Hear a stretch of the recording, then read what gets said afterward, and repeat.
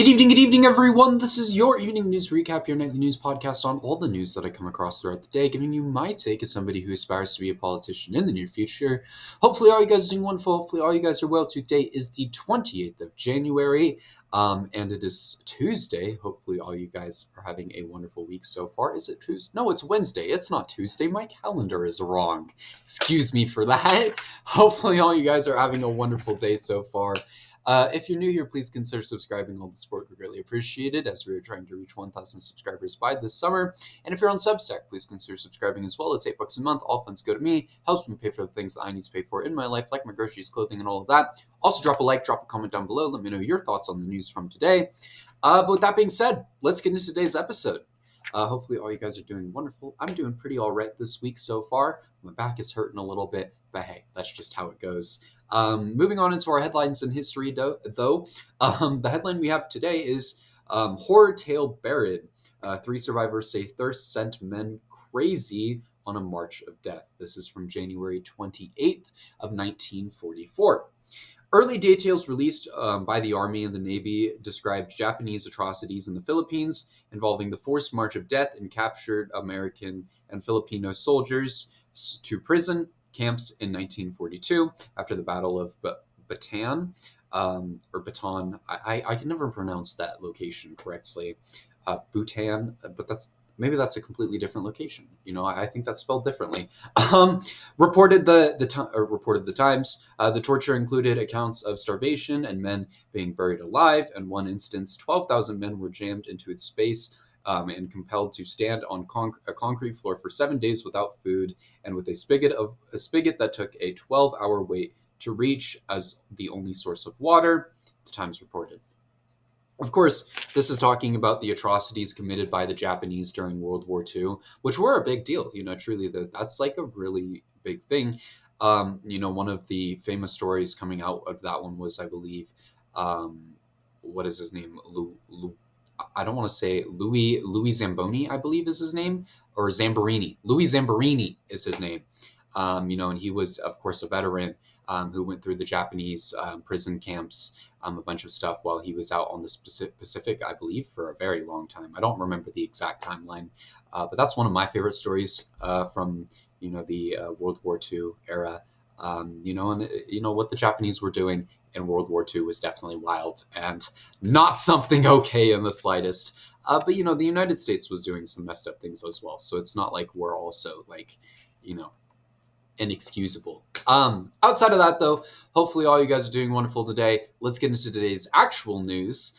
Before I ruin your day, let's get into the Trump administration segment. The first topic we have tonight.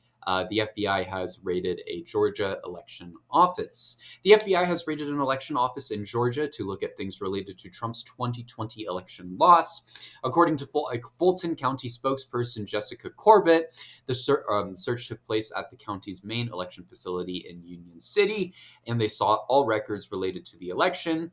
An FBI official has claimed that they were executing a court-authorized legal enforcement action, but declined to provide any further information on the subject. How much information does Trump need about the 2020 election before he's going to give up on this? I mean, this man goes on and on and on talking about, oh, I lost the 2020 election. Oh, I got robbed of the... Who cares? Truly, it is 2026. Nobody cares about 2020. Let's be real. That was, what, half a decade ago? I believe that's the right one. I've never really been the best at numbers, but that was 6 years ago. I'm looking at the calendar right now. It says 2026. Why do we still care? Let's face the facts here. Trump is the worst president we have ever had. There's a reason why his first term is ranked 41st out of 47, and it is very, very, very likely that this term is going to be ranked 47th out of 47. And, as the list goes on, he is going to keep going down because he is arguably one of the worst presidents we have ever had. I did a tier list of all the presidents with one of my friends last night, and we ranked Donald Trump the worst out of all the presidents. Now, there were some close ones. There was Andrew Jackson, and a handful of other not great presidents. But look, Trump is one of the worst presidents the United States has ever had, and there is no way to excuse that, truly. In other news, Trump is suggesting that Ilhan Omar had herself pepper sprayed or sprayed following the attack on Representative Ilhan Omar, which we'll talk about in the other news segment.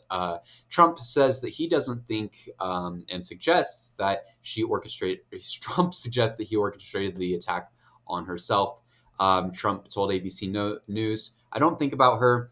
I think she's a fraud. She probably had herself sprayed, knowing her." Going on to say, "I haven't seen it. No, I hope I don't have to bother."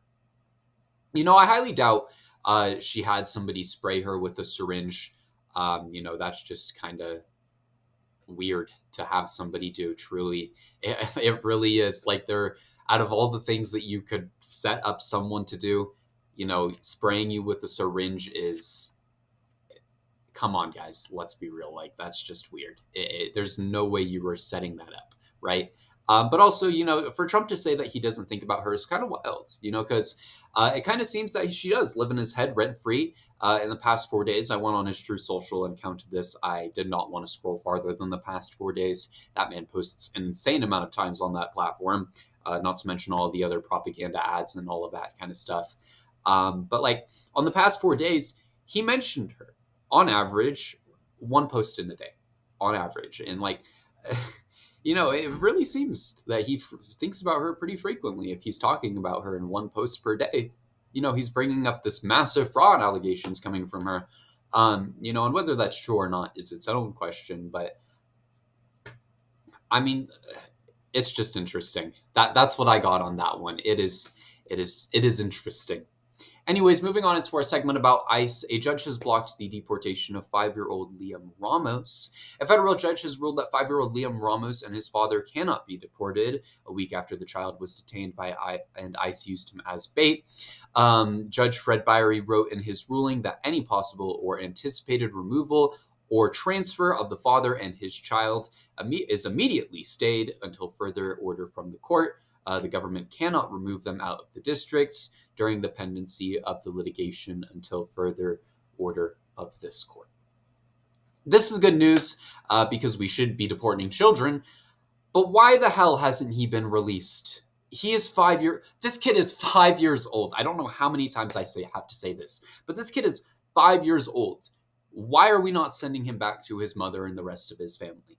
ICE is kidnapping children, holding them against their will, and it's absolutely disgusting. No child should be in a facility meant for adults. MAGA loves to argue, well, what was I supposed to do? Abandon the kid? But that's a horrific argument. It really is. Let's be real here.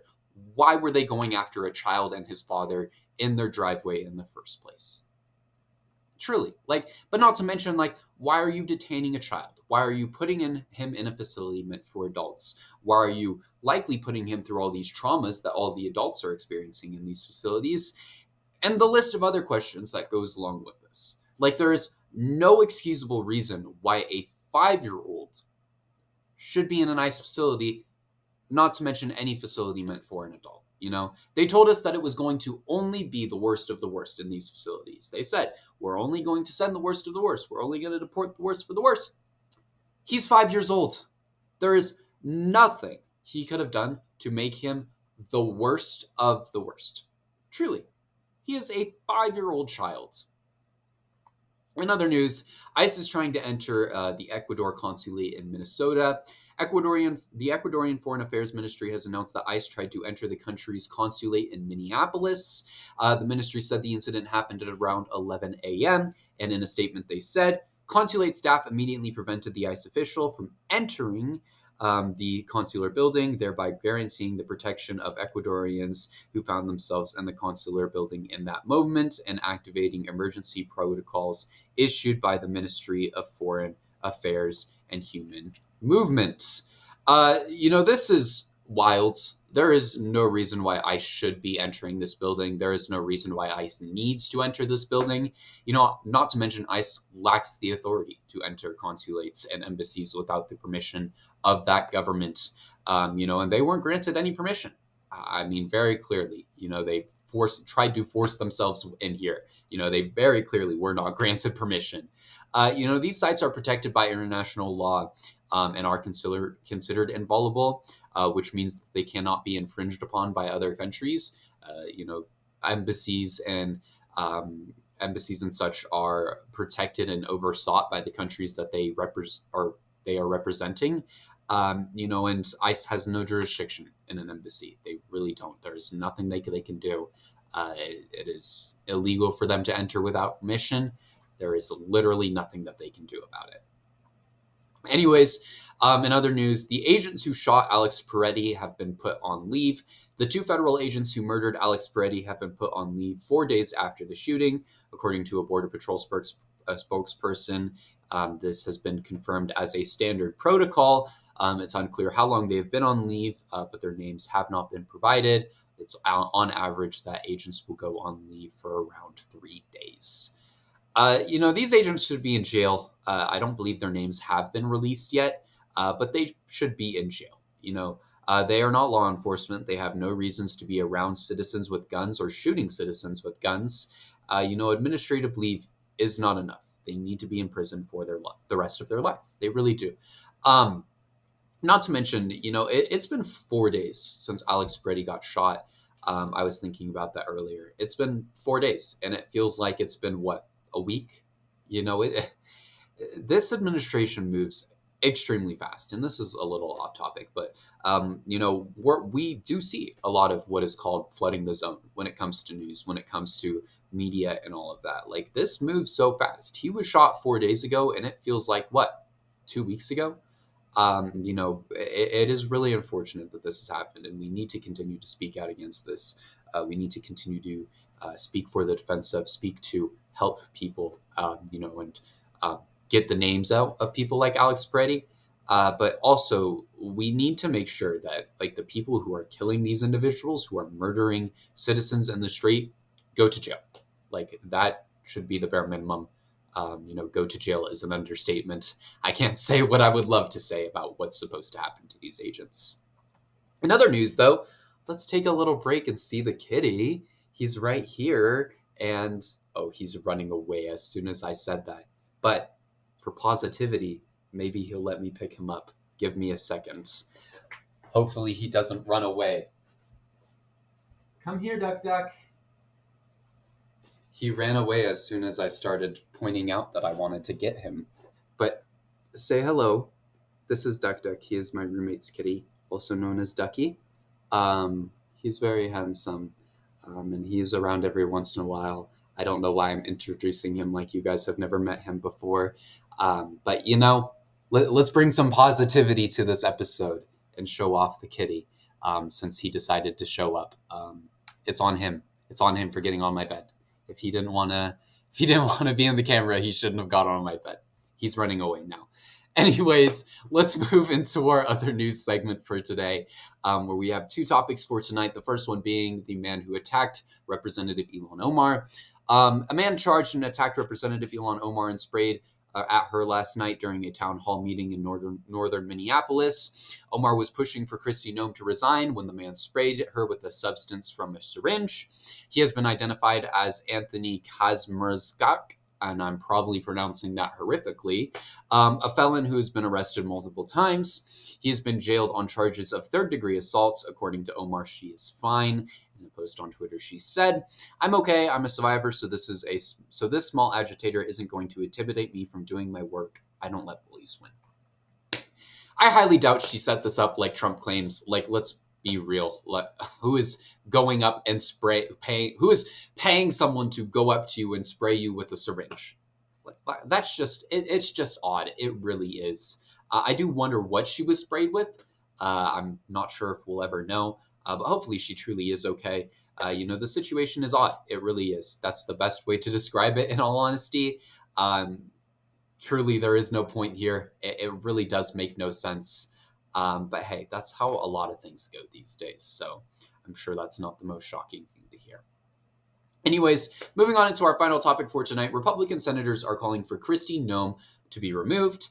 Senators Lisa Murkowski and Tom Tillis are now calling for Kristi Noem to resign as Homeland Security Secretary. Tillis told reporters when asked if he had confidence in Noem, "No, not at all. I think she should go." He called her an amateurish assistant manager and called her unacceptable for a cabinet position. Lisa Murkowski also called for her removal, saying yes, she should go. Of course, she didn't get too into it. Both of these, of course, are on the last year of their time in office, and I think both of them have stated, or both, I know for sure, both have stated that they will not be running again. Kristi Noem should go as soon as possible. Thankfully, more and more people are calling for this. And to be honest, I wouldn't be shocked to see her gone. Before midterms. I know we won't see Trump gone before midterms, but with what's happening with Kristi Noem and ICE, I wouldn't be shocked to see her gone. She seems to be disliked enough on both sides for that to happen. So get her out. Shut ICE down. They're both problems, and they both need to go. With that being said, though, thank you everyone for watching today's episode. I hope you all enjoyed. It has definitely been a very interesting day in the news world, that is for sure. If you're new here, though, please consider subscribing. All the support would be greatly appreciated, as we are trying to reach 1,000 subscribers on YouTube by the summer. Also, feel free to drop a like, drop a comment down below. Let me know your thoughts on the news from today. And if you're on Substack, please consider subscribing as well. It's $8 a month. All funds go to me. Helps me pay for the things that I need to pay for in my life, like my groceries, clothing, and all of that. Outside of that, I think that's all I have for today. So thank you all so much for watching today's episode. I think that's all I have. Yeah. So I will see you all